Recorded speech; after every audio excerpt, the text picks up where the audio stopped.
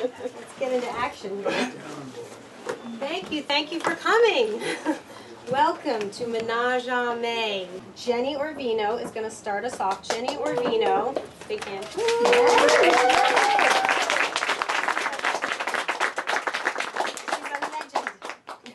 She is the author of Poetry, Politics, and Passion, Poems, Personal Essays, and a Memoir of the late 60s. In April 2012, she was one of 10 women honored at the 6th Street Playhouse Women in the Arts Showcase. Her mission statement, expressed as the title of her Grammy-nominated spoken word CD, is Make Love, Not War.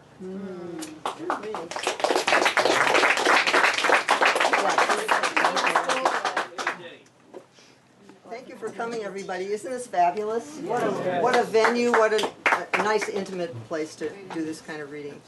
Can you hear me? Yes. Good. I'll try to see you. Yes, Michael, I dress to please him. and I have to say that this first poem is by request, and it is Michael's request. It's called Improviser. I imagine walking into any place where you are playing music and ordering a designer martini. The bartender flirts with me and shakes it up. He shaves chocolate for garnish with the same slow care that I shave my legs, which I cross and lean the least bit on one hip, swing my foot flaunting each toenail painted with very, very Broadway. I rise like a tune rises, dizzy with drink and softer than gardenia petals, a perfume you are certain of, mine, although your back is turned. In colors that make red seem tame, your chords work the room, ear to ear, and I contain the sound like a tiered fountain, each bowl filling, overflowing to the next, plunging to the third deepest, where the liquid holds, trembling at the brim.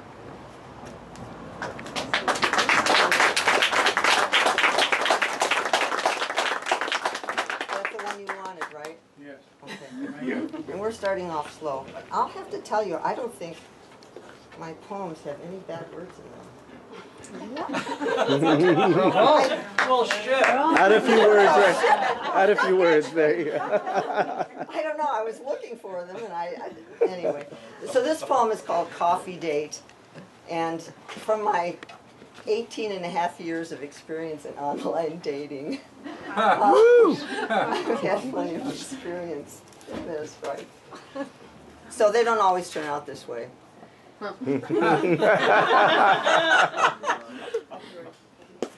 I have a little epigram here. It says, the bioelectricity of the heart is 40 to 60 times greater than the bioelectricity of the brain.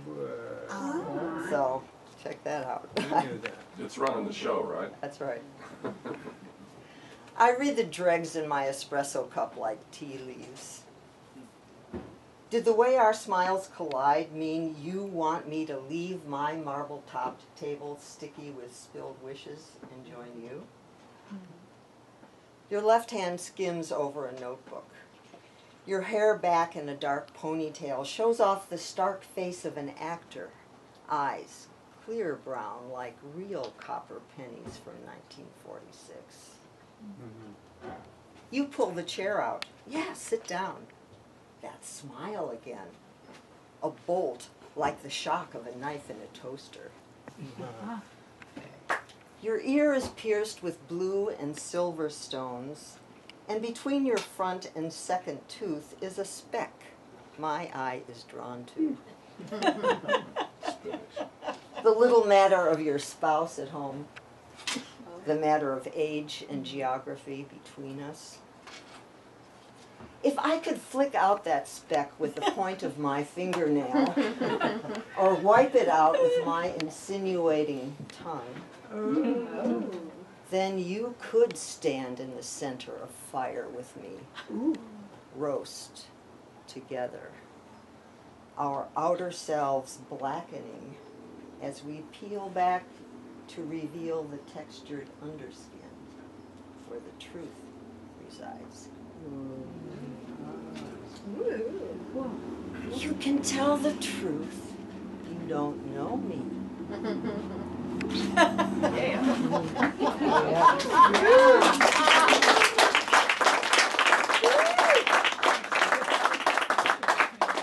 We headlong the streets for, nobody ever clapped in the middle of this poem before. we headlong the streets for a glimpse of any twined future. Your knee between my legs, backed up against the bricks, kissed as the moon's fat face careened between the skyscrapers. Impossible paramour is likely to be seen again as one or another star in the zipped up smear of the Milky Way.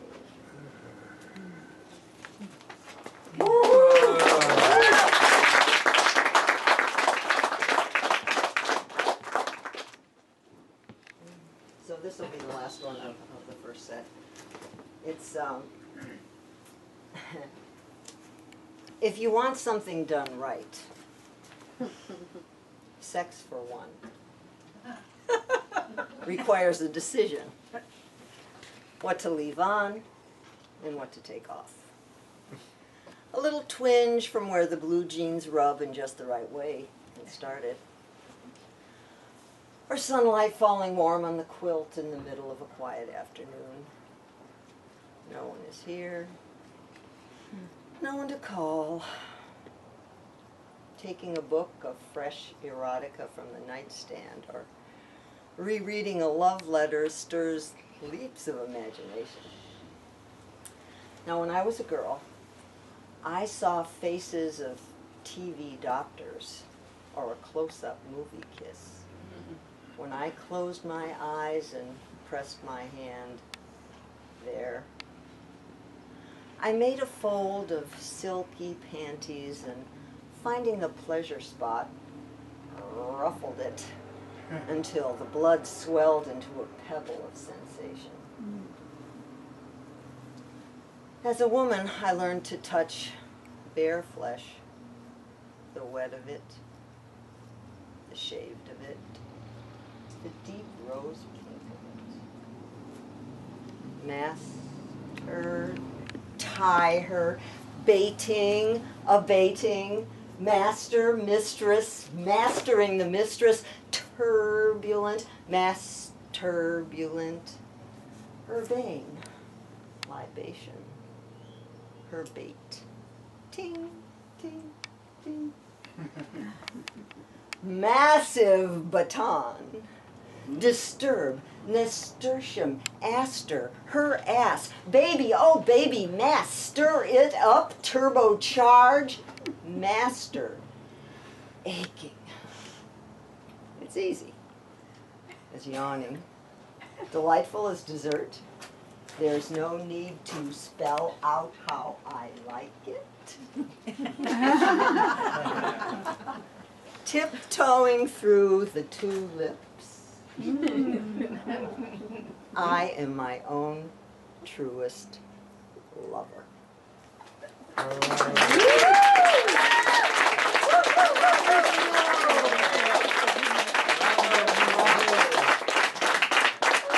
So all my readings with music to boot are on my CD, Make Love Not War, and I have some here if you want that. Thanks. Thank you. All right, can you guys stand like 5.5 more minutes of this? Yeah. Of course. Okay.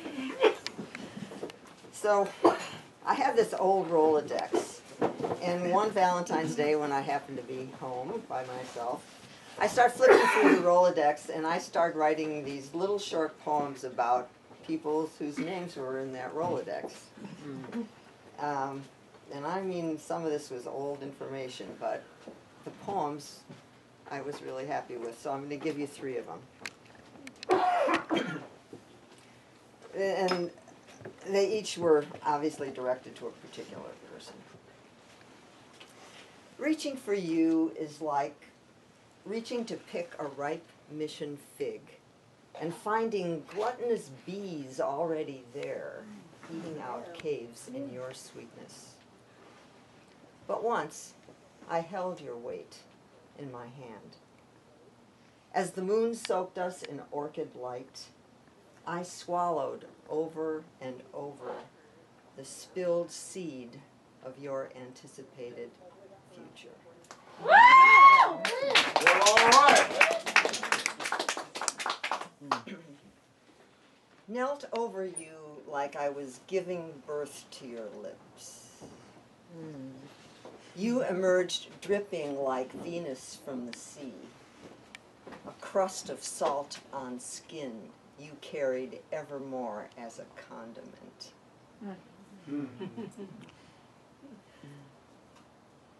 Under the tent of our umbrellas, I spoke ebullient as a revival preacher directly into your eyes. You studied faithfully my ministry of fingertips, my catechism of the kiss. We could be celestial as the choir I heard in San Gimignano, the highest pure note from a boy.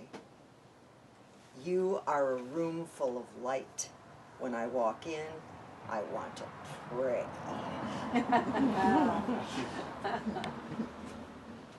And then this is a little prose piece. It's on my CD as well, with some really great jazz with it. I wish I had that band with me right now. It's called Moon Dance. She is on her hands and knees. The 4 bed pillows are propped under her so she can rest her chest on them as her hands become occupied. People used to say this was like a commercial for Good Vibrations, so see what you think. Her right hand holds the magic wand, which vibrates her vulva lips and rocks on her pubic bone. Her left hand pushes the ribbed 7-inch curve of private dancer up to the hilt in her vagina. The lover grasps her hip bones and teases her rosebud with the tip of his penis. He bends to kiss the muscled arch of her lower back. As he straightens up, he pours vanilla-scented oil into the crease between her buttocks, catching the excess to rub on himself. She is presenting her body insistently, backing toward him with her face on the bed, hips lifted to meet him. In, yes, in, to her most private opening. She squeezes tight and then releases into, yes, into further, into all the way in, so he can feel through the wall of tissue the dancer dancing. Like a French press coaxing the flavor out of finely ground coffee, he pulls back and then inches forward again. His desire to breach the last of her reluctance to be known so fully is tempered by his wish to be a gentle lover, a gentle man. The whir of magic drives a buttery steak from her clitoris to anus. She shivers and bucks so hard he grabs handfuls of her, thigh, waist, skin below the shoulder blades, to keep himself in place. He is riding a seesaw with the dildo in her, giving room and taking room. They are inflamed in turn by the ridges of the toy and the heat wave of vibrations. She is filmed with sweat, and he is flying on her fragrance.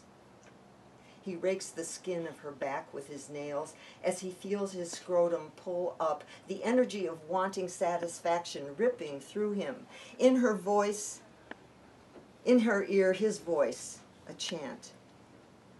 Flame, go, honey, oh, real, star, stream, fuck sweet you. Her interior muscles clasp. He is captive, going with her like a runner straining toward the tape. Gasping together, they take in a whole world of air, as he pulls her hands behind her. She tests her strength against the place he holds her wrists together. She strains and pulls as if bound by a cord. She bites at the pillow to stifle her cries. They are moving, meeting, meshing, like fresh water crashing into salt through a narrow sluice. There is no way back from this radiance. There is nothing to save them from this drowning. Put